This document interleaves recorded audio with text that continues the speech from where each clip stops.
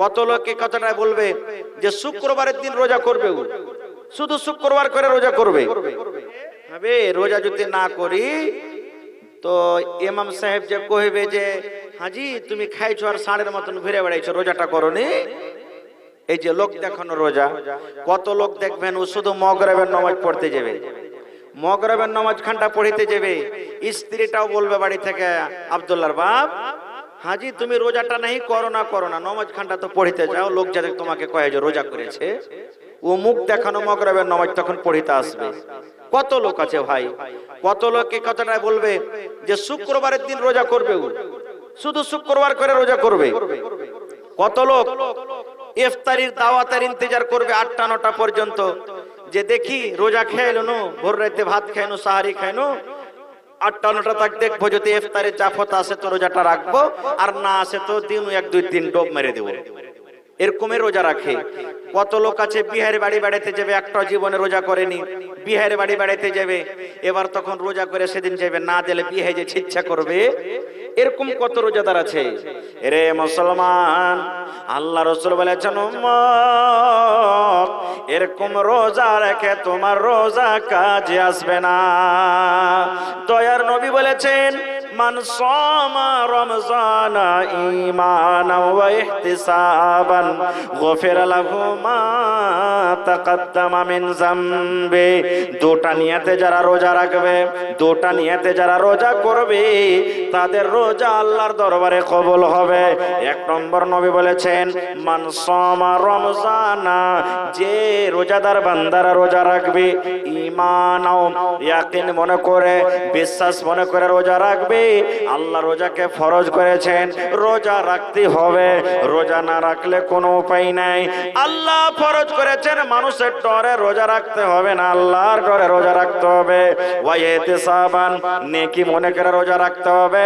রোজা যদি আমি ছাড়া দিয়ে গুনাহ হয়ে যাবে, পাপ হয়ে যাবে। নবী বলেছেন রে রোজাদার গফিরা লাহু মা তাকাদ্দামা মিন যামবিহি, তোমার পরে কারি 11 মাসে তুমি গুনাহ করেছো, 11 মাসে তুমি যত ছোট ছোট গুনাহ করেছো, 11 মাসে যত তোমার সাগীরা গুনাহ হয়েছে, আল্লাহ রাব্বুল আমিন 1 বছর কার তোমার গুনাহকে maaf করে দিবেন। সুবহানাল্লাহ। কয় বছরকার গুনাহ maaf হবে? রোজা রাখতে গেলে 1 বছরকার আল্লাহ তাবারক ওয়া তাআলা গুনাহ maaf করে দিবেন। এতখানি হলো রোজার ফজিলত। কিন্তু শর্ত আছে দুটা, একটা নেকি মনে করে আর আল্লাহ ফরজ করেছেন এই বিশ্বাস মনে করে। লোক দেখানো রোজা করতে গেলে আল্লাহ তাবারক ওয়া তাআলা এরকম রোজাকে কবুল করবেন না। কো ভাইরে, যখন ইমাম সাহেব মসজিদে খুতবা দেন, যেই জিনিসটাতে মিম্বারে দাঁড় হয়ে ইমাম সাহেব খুতবা দেন, ওই মিম্বারে কয়টা ধাপি আছে ভাই? 3টা না 4টা? জোরে বলেন। 3টা ধাপি আছে। একদিন নবীজি খুতবা দেওয়ার জন্য মিম্বারে ধাপিতে পা দিয়েছেন। প্রথম ধাপিতে যখন পা দিলেন তখন আমিন, আমিন মানে কি? আল্লাহ কবুল করো। আমিন মানে কি? আল্লাহ কবুল করো। দ্বিতীয় ধাপিতে পা দিলেন, তখন বলছেন একটু রুকেন 10 মিনিট, তখন দান নেব আমি আপনাদের। তখন নবীজি বলছেন কি? আমিন মানে আল্লাহ কবুল করো। তৃতীয় ধাপিতে যখন পা দিলেন তখন বলছেন কি? আমিন মানে আল্লাহ কবুল করো। আজকে যেমন বসে বসে জালসা শুনছেন, সাহাবায়ে কেরাম নামাজ পড়তে গেছেন, মসজিদের ভিতরে বসে আছেন, এবার সাহাবীরা বলছেন নামাজের শেষে, আল্লাহর নবী গো একটা নতুন কাজ করতে দেখলাম গো নবীজি। বলছেন কি নতুন কাজ? সাহাবা বলছেন নবীজি মসজিদের যখন মিম্বারে আপনি দাঁড় হলেন, প্রথম ধাপিতে যখন পা দিলেন, তখন আপনি পড়লেন আমিন, আর দ্বিতীয় ধাপিতে যখন পা দিলেন তখন পড়লেন আমিন, আর তৃতীয় ধাপিতে যখন পা দিলেন তখন আপনি পড়লেন আমিন। আমিন মানে আল্লাহ কবুল করে লাও। নবী গো এখানে তো কোনো মানুষ দোয়া করেনি, আমাদের মধ্যে তো কেউ দোয়া করেনি, তাহলে 3টা ধাপিতে পা দিলেন, 3 বার আপনি পড়লেন আমিন আমিন আমিন আমিন। কেন বললেন? কে দোয়া করেছে একটু দয়া করে বলে দেন। ও আমার যুবক ভাইরা, মায়েরা, খালারা, বাপজিরা শোনেন। এবার দয়ার নবী বললেন, ও আমার উম্মতেরা তোমরা শুনে নাও, আমি যখন প্রথম ধাপিতে পা দিলাম, দ্বিতীয় ধাপিতে পা দিলাম, তৃতীয় ধাপিতে যখন আমি পা দিলাম, দিলাম, তখন পড়লাম আমিন আমিন আমিন। তাহলে শুনে না, নবী বললেন উম্মত রে, আমি যখন প্রথম ধাপেতে পা দিলাম, আল্লাহ রাব্বুল আলামিনের ফেরেশতা জিবরিল আমিন আমার কাছে এলেন। আসার পর আমার কানে কানে বললেন, নবী গো, আপনি আপনার উম্মতকে জানিয়ে দেন, আপনি আপনার উম্মতকে বলে দেন, যারা রমজান মাসকে পেল, রমজান মাস পাওয়ার পর শরীর স্বাস্থ্য ভালো, কোনো শরীরে রোগ নাই, শরীরে কোনো ব্যথা নাই, শরীরে কোনো জ্বালা যন্ত্রণা নাই, শরীর খুব ভালো হুষ্ট-পুষ্ট হয়ে আছে, রমজান মাস রাখা পাশা করো, রোজা রাখলো না, তারাবি পড়লো না, তেলাওয়াত করলো না, শুনলো না, রোজা না রেখে জীবনের গুনাহকে মাফ করতে পারলো না, ওই লোকটা যেন হালাক হয়ে যায়, ওই লোকটা যেন বরবাদ হয়ে যায়, ওই লোকটা যেন ধ্বংস হয়ে যায়। নবী বললেন, তখন আমি পড়লাম আমিন আমিন, মানে আল্লাহ তুমি কবুল করো না। ভাই, যে ভাইরা বলছেন বাড়তে কি খাইতে নাই যে রোজা করবে এত বড় লম্বা দিনে, যে ভাইরা বলছেন মানুষকে দেখে ডরিয়ে কি করবো রে, আল্লাহকে দেখে ডরে না তো মানুষকে দেখে ফের ডর কিসের, রোজা না করলে তো কি হলো। ভাইরে, আমি আপনি দোয়া করব, কবুল হইতে পারে নাও পারে, কিন্তু আল্লাহর ফেরেশতা সুবহানাল্লাহ 1400 বছর আগে নবীজি দোয়া করেছেন, যে রোজা করে না নবীজি তার ব্যাপারে আমিন বলেছেন, জিবরিল দোয়া করেছেন। তাহলে বুঝে রাখেন, যে রোজা করে না ভালো মানুষ রোজার মাসটাকে কাটিয়ে দিল, তার নসিব হলো পোড়া, কপাল পোড়া, সেই দুনিয়াতে হালাক হয়ে যাবে, বরবাদ হয়ে যাবে, আখিরাতও তার বরবাদ হয়ে যাবে, আখিরাতও তার বরবাদ হবে। ভাই ভাইরে, কত লোক এখনো আছে একটাও রোজা করেনি, 17 রোজা কেটে গেল কিন্তু একটাও রোজা করেনি।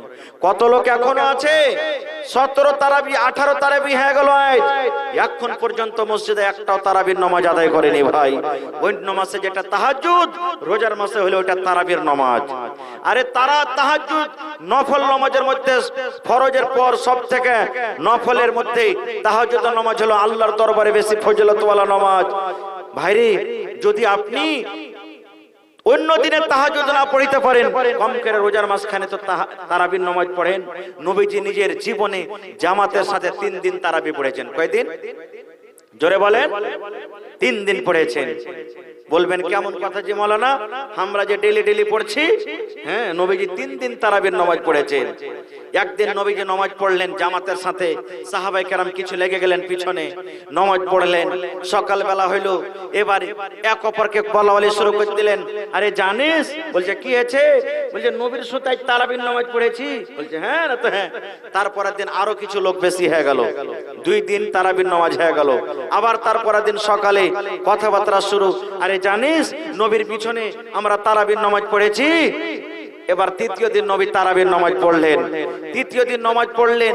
এবার নবীজি এশারের নামাজ পড়ে ঘরের ভিতরে নিজের হুজরাতে বসে আছেন, আর 4র্থ রাতের জন্য মসজিদ ভরে গেছে। যেমন আপনার মসজিদ মানে আটে না এখন, আলহামদুলিল্লাহ আমি 3 ওয়াক্তের নামাজ পড়লাম, আসর মাগরিব এশা, মোটামুটি একই দেখতে পেলেন আপনাদের এখানে আল্লাহর রহমতে। নামাজের মেলা জায়গাতে মাগরিবের টাইম খানে পাওয়া যায়, বাকি গালাতে কিন্তু পাওয়া যায় না। ভাই, আল্লাহর রহমতে আপনাকে এখানে দেখলাম যে না ভালোই নামাজ মানুষরা পড়েছে, ইনশাআল্লাহ আশা করছি পড়িতে থাকবে। তো 3 রাত নবীজি নামাজ পড়লেন। 4র্থ রাতের বেলাতে এশারের নামাজ পড়ে সাহাবায়ে কেরাম বসে আছেন, নবীজি কিন্তু মসজিদে আসেন না। এরই মধ্যে তখন নবীজিকে কেউ ডাকতে তো পারে না, তখন কেউ গলা খেকার দিচ্ছে, মানে গলা খেকার দেওয়ার মানে যে নবীজি শুনতে পেবে যে আমার জন্য বসে আছে, তো যা নামাজ পড়ি। নবীজি কিন্তু তাও এলো না। এই করতে করতে ফজরের আজান হয়ে গেল রে বন্ধু। আসসালাতু খায়রুম মিনান নাওম। ফজর আজান হয়ে গেল। তারাবির নামাজ হলো কয়দিন? 3 দিন। এবার নবীজি ফজরের নামাজ পড়লেন। নামাজ পড়ার পর এবার সাহাবায়ে কেরামকে খুতবা দিতে শুরু করে দিলেন। ও সাহাবার দলেরা, তোমরা শুনে নাও, একদিন আমার পিছনে নামাজ পড়েছো, দ্বিতীয় দিন রাতে পড়িলে, তৃতীয় দিন আমার সাথে নামাজ পড়েছো। আজকে আমি তোমাদের আওয়াজ শুনতে পেয়েছি, আমি নবী তোমাদের ইশারা শুনতে পেয়েছি রে, কিন্তু আমি মসজিদে তোমাদের জন্য নামাজ পড়াইতে আসিনি। কেন আসিনি তোমরা জানো? কেন আমি নামাজটা পড়াইতে আসিনি তোমরা জানো? এই যে তোমরা যে উৎসাহে, যে খুশিতে, যে আশাতে নেকি মনে করে তোমরা নামাজটা ফেরেছো, নামাজটা পড়েছো, আমার ডর হয়ে গেল, আমার ভিতরে ভিতরে ভয় হয়ে গেল। আল্লাহ রাব্বুল আলামিন তারাবির নামাজকে তোমাদের পরে যেন ফরজ না করে দেয়। 5 ওয়াক্তের নামাজ যেমন আল্লাহ ফরজ করে দিয়েছেন, নামাজ ছাড়তে গেলে গুনাহ হয়ে যাবে, এই মতো আল্লাহ যেন তারাবির নামাজকে যেন ফরজ না করে দেয়। আমার এটা ভিতরে ডর হলো, আমার এটা ভিতরে ভয় হলো, যদি তারাবির নামাজকে ফরজ করে দেয় তাহলে তোমরা ছাড়তে গেলে গুনাহগার হয়ে যাবে, পাপী হয়ে যাবে। আর যদি আল্লাহ তারাবির নামাজকে ফরজ করে দেয় তাহলে তোমাদের জন্য বোঝ হয়ে যাবে। তোমরা হয়তো কত লোক তারাবির নামাজ পড়তে পারবে না, কেন ফরজ নামাজের ব্যাপারে নবী বলেছেন উম্মত তুমি নামাজ পড়ো, যদি পয়সা পয়সা দাঁড় হয়ে নামাজ না পড়তে পারো, পয়সা পয়সা তুমি নামাজ পড়ো, পয়সা পয়সা পারো না তুমি শুইতে শুইতে চোখের ইশারাতে পড়ো।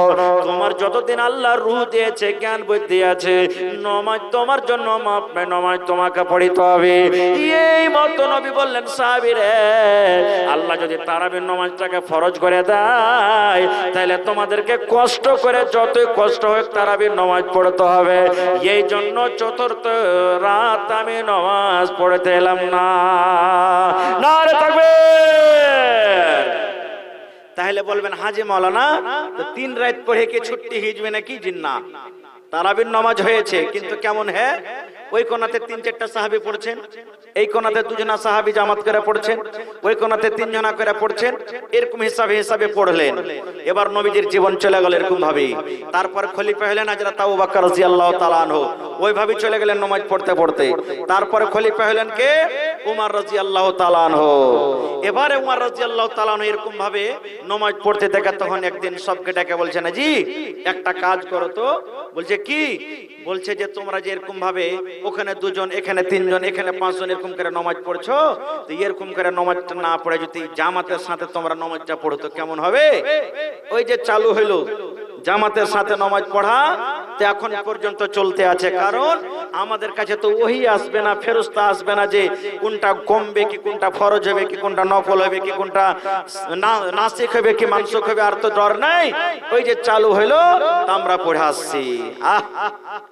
আপনাদের মসজিদে কত সুন্দর ইমাম সাহেব তেলাওয়াত করলেন, লম্বা হইতে গেল জি ভরে যাবে। নবীর তেলাওয়াত কত বড় ছিল জানেন? আল্লাহর নবী সাল্লাল্লাহু আলাইহি সাল্লাম একদিন নামাজ পড়ছেন রে ভাই, এত লম্বা কেরাত শুরু করেছেন নবীজি, এত লম্বা পড়েছে, কেরাত করে করে নবীর পা গলা মোটামুটি হয়ে ফুলে গেছে, নবীর পা মোটা মোটা হয়ে ফুলে গেছে। আল্লাহ নবীর স্ত্রী মা আয়েশা রাদিয়াল্লাহু তাআলা আনহা এবারে নবীকে বলছেন, ইয়া রাসূলুল্লাহ এত কেন কষ্ট করছেন নবী গো, এত কষ্ট করার দরকার কেন? আল্লাহ যে আপনার আগেকার গুনাহ মাফ করেছেন, আল্লাহ আপনার পরেকার গুনাহ মাফ করে দিয়েছেন, তবে এত কষ্ট কেন করছেন গো নবীজি? এত কষ্ট করার দরকার নাই, আল্লাহ তো আপনার গুনাহ মাফ করে দিয়েছেন, কেন এত আপনি কষ্ট করেন? দয়ার রাসূল বলছেন, এ আয়েশা আকুনা আবদান শাকুরা, আয়েশা রে আল্লাহ রাব্বুল আলামিন এত বড় নিয়ামত আমাকে দান করেছেন রে আয়েশা, যে আমার আগে কারো গুনাহ মাফ হয়ে গেছে, আমার পরে কারো গুনাহ মাফ হয়েছে, তবে আমি আল্লাহর কে শুকরগুজার বান্দা হব না? আয়েশা আমি কি আল্লাহর শুকরিয়া আদায় করব না? এবার নবীজির বলবেন হাজী মাওলানা নবীজি কত লম্বা তেলাওয়াত করতেন যে নবীজির পা মোটা মোটা ফুলে যেত? তাহলে নবীজির তেলাওয়াতটা একবার শুনেন। একজন সাহাবী বলছেন, নবীর পাঞ্জরা আমি একবার দাঁড় হয়ে গেলাম যে নবীর সাথে আমি নামাজ পড়ব। এবার নবীজি সূরাতুল ফাতিহা পড়লেন, তারপরে নবীজি সূরাতুল বাকারা তেলাওয়াত করে দিলেন। সামনে থেকে বলেন তো সূরাতুল বাকারা কয় পারা?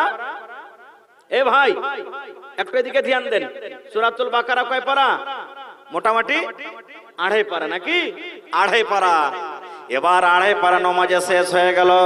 সেই সাহাবী মনে করছেন এইবারে মনে হয় নবীজি রুকুতে চলে যাবেন, কিন্তু ওরে আল্লাহ নবীজি রুকু গেলেন না, নবীজি এইবারে সূরা আলে ইমরান নবীজি চালু করে দিলেন। ওইটা মোটামুটি 2 পারা নাকি যে মাওলানা? ওরে আল্লাহ, তাহলে 2.5 পারা আর 2 পারা কয় পারা হলো ভাই? জোরে বলেন। 4.5 পারা হয়ে গেল। এবারে সে সাহাবী বলছেন মনে হয় নবীজি এইবারে রুকুতে যাবেন, কিন্তু ওরে আল্লাহ বিসমিল্লাহ পড়া পর নবীজি সূরাতুন নিসা চালু করে দিলেন। ওটা মোটামুটি 2 পারা নাকি? তাহলে বন্ধুরে 3টে সূরা মিলিয়ে 6 পারা কিংবা 6.5 পারা কোরআনে এক রেখাতে তেলাওয়াত করলেন, তারপরে নবীজি রুকুতে গেলেন। এবার আপনি বলেন বন্ধুরে, যদি 1 পারা কোরআন তেলাওয়াত করা হয় কম করে 8 ঘন্টা লাগবে। এবার বলেন 6.5 পারা কোরআন, তাহলে 3 ঘন্টা কিংবা 3.5 ঘন্টা এক রেখাতে যদি দাঁড় হইতে হয়, তাহলে বলেন পা গলা মোটা মোটা ফুলবে কি ফুলবে না? ফুলবে? ফুলবে না? ফুলবে না? ওরে আল্লাহ, ইমাম সাহেব খালি মসজিদে যদি আমাদের জন্য একটু খালি লম্বা করে দেয় কোনো দিন, এমনে মারবো পাছাতে বাড়ি মশা লাগছে পায়ে মারবো, সালাম ফিরে তখন কব যে মৌলভী সাহেব তোমার কি কাম কাজ নেই যে এত লম্বা করে কি তেলাওয়াত করে একটু ছোট করে পড়িতে পারো না? বলবো কি বলবো না? ওরে সুবহানাল্লাহ, নবী এত লম্বা লম্বা তেলাওয়াত করতেন রে মুসলমান। ওরে আল্লাহ, সেই নবীর আগেকার গুনাহ মাফ পরেকার গুনাহ মাফ। সেই নবী বলছেন বিবি রে, আল্লাহ যে এত বড় নিয়ামত আমাকে দান করেছেন রে বিবি, তবে আল্লাহর কে শুকরিয়া আমি আদায় করব না। ভাই আমার, তাহলে বলবেন মাওলানা এত কষ্ট করে যে তারাবির নামাজ পড়ছি যে মাওলানা, তো তারাবির নামাজ পড়ে কি নেকি আছে? আল্লাহ রাসূল সাল্লাল্লাহু আলাইহি ওয়াসাল্লাম বলেছেন, মান কামা রমাযান ঈমানাও ওয়া ইহতিসাবান গফিরা লাহু মা তাকাদ্দামা মিন যামবি।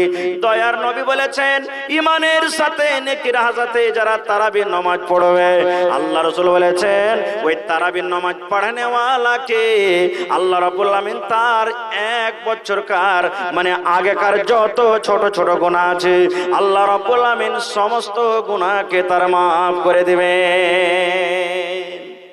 ভাই মেলাই কথা আছে রোজার, রোজার বয়ান 2-3 ঘন্টা বলতে গেলে শেষ হবে না। তবে বলবেন হাজী মাওলানা এত কষ্ট করে যে রোজা করছি, এই রোজার নেকি কি আছে যে মাওলানা? এই রোজা করছি, কত কাজ করছি যে মাওলানা, মাঠে কাম করছি, কৈদল চোপাচ্ছি, মায়েরা খেলারাকে দেখবেন রাত 2টা থেকে উঠে সাহারি বানাতে লাগে, ওয়ার্গে ঠিক মনে হয় কষ্ট কেউ করে না নাকি জি ভাই? আমি আপনি শীত থাকবো, ওরা উঠে যাবে 2টা রাতে 1:30টা রাতে উঠে যাবে, আর ওরা খানা পিনা বানিয়ে কইবে সোহাগের বাপ উঠো না যে, এই দেখেন চলে গেল ফের দুনিয়া। ফের বেচারি 2 মিনিট যে আব্দুল্লাহর বাপ উঠো না যে টাইম হলো, এই দেখেন চলে গেল। কত ভাই আছে রাইকাও যাচ্ছে। দেখবেন আমাদের আপনাদের আসরের নামাজ পড়া পর খালি সুতার বন হবে, হবে না? হবে না? পেটটা এমন হেলসা হয়েছে, কিন্তু আল্লাহ ওরাকে কত সবর দিয়েছে। আসরের নামাজের পর দেখবেন ওরা সাহারি বানাতে চলে, ইফতারি বানাতে চলে যাই না?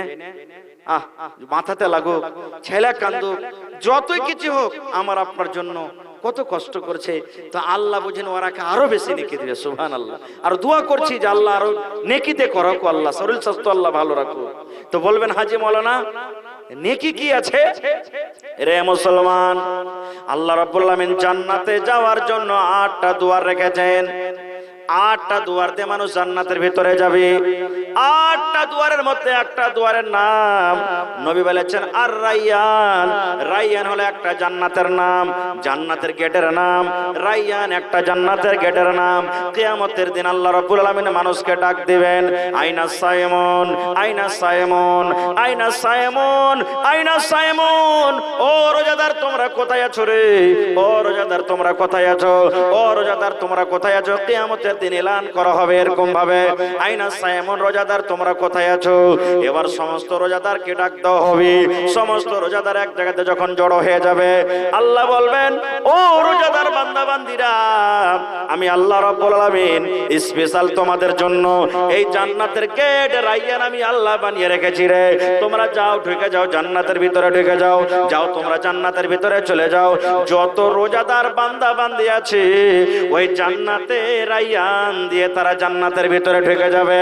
নবী বলেছেন, যখন সমস্ত রোজাদার জান্নাতে চলে যাবে, এবার জান্নাতের দুয়ারটাকে বন্ধ করে দেওয়া হবে।